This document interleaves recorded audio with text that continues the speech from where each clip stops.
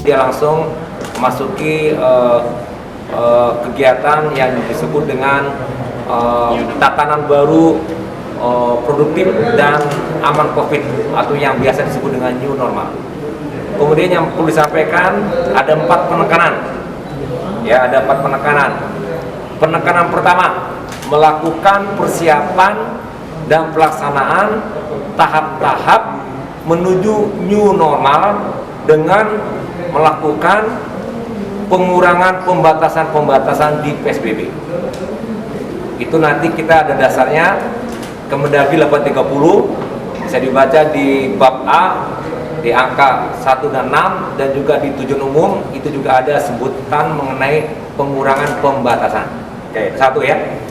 Yang kedua, mendisiplinkan masyarakat untuk ikut protokol COVID.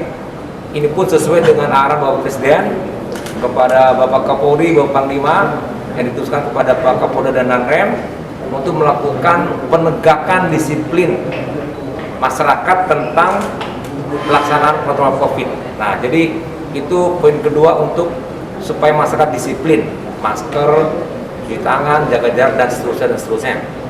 Itu juga penekanan yang kedua. Penekanan yang ketiga, melakukan persiapan maksimal dan juga melakukan kesiapan maksimal untuk sistem kesehatan, rumah sakit, laboratorium, dan semua perlengkapannya dengan melakukan tindakan testing maksimal, tracking, dan kemudian isolasi dan treatment perawatan.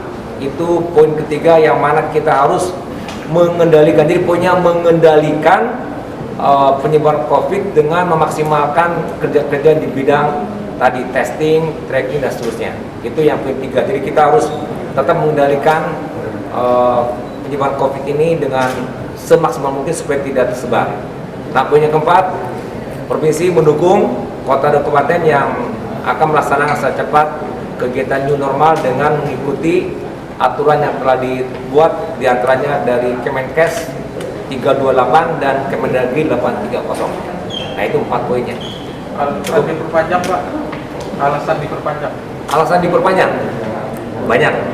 Di antara kita masih RT ya, RT ini effective reproduction number 1.06 untuk hari ini. Jadi masih di atas 1 untuk provinsi. Tapi untuk kota dan kabupaten sebetulnya ada beberapa yang sudah di bawah 1. Pak, bagaimana dengan kan harapan dari pemerintah pusat, Sumbar termasuk yang diharapkan menerapkan new normal, Pak? Nanti konfirmasinya ke pusat itu seperti apa, Pak? Kami sudah bicara dengan pusat ya. Jadi kalau seandainya besok, lusa, dan seterusnya, maka poin 1 tadi sudah siap kita laksanakan. Jadi kehendak pusat untuk kita segera new normal, misal tanggal 1 Juni, 2 Juni, maka poin kesepakatan tadi nomor 1 sudah bisa mengikuti. Jadi tidak ada masalah. Di tanggal 7 Juni kan maksimal, tapi poin 1 tadi kan sudah melakukan ada persiapan, ada pelaksanaan tahap, jadi udah langsung. Jadi kalau misalkan kawan kota kabupaten diarahkan tanggal 1, ya siapin semua tanggal 1. Poin 1 sudah disepakati, jadi udah bagian dari kesepakatan dengan Bupati Wali Kota. Padang Panjang dan Kesel setuju memperpanjang, kenapa, Pak? Karena persiapan yang dilakukan belum maksimal juga, makanya dia masuk kepada poin 1 yang tahap-tahap. Jadi bertahapnya sudah agak pelonggaran sekarang, tapi belum seperti Bukit Tinggi. Secara bertahap. Ya kan ada yang persiapan, ya kan ada tahap-tahap pelaksanaan. Nah, itu dia. Jadi ada poin-poin yang kita memberikan ruang kepada kota kabupaten dengan situasi kondisi di daerah masing-masing untuk bagaimana dia bisa menyiapkan, karena Kemendagri 830 itu ada indikator pakai angka setiap persiapan yang harus kita lakukan. Tidak hanya sistem kesehatan, masyarakat, dan juga kondisi epidemi yang ada di daerah kita, itu ada hitungan-hitungannya. Nanti kalau seandainya hitungannya itu sudah memenuhi syarat, baru dia bisa keluar. Jadi tidak serta-merta, hanya kemauan dan semangat. Tadi juga dari pakar epidemiologi, jangan uji coba, jangan semangat tanpa harus melihat situasi yang sebenarnya. Pak, dibanding PSBB tahap 2, kegiatan apa yang dibolehkan di tahap 3 nih, Pak? Jadi tadi sebutkan poin 1 itu diberikan kebijakan kepada kabupaten kota untuk melakukan persiapan ke arah new normal. Di PSBB sebelumnya tidak ada itu. Nah, persiapan itu apa yang dilakukan? Di antaranya mengikuti arahan dari pusat, seperti contoh nanti Kemenak akan mengeluarkan peraturan yang tertulis secara lisan sudah disampaikan, membuka masjid dengan rekomendasi izin dari para camat. Tentu Bupati Wali Kota juga melakukan rekomendasinya. Nah, itu contoh. Dulu nggak ada, sekarang ada seperti itu.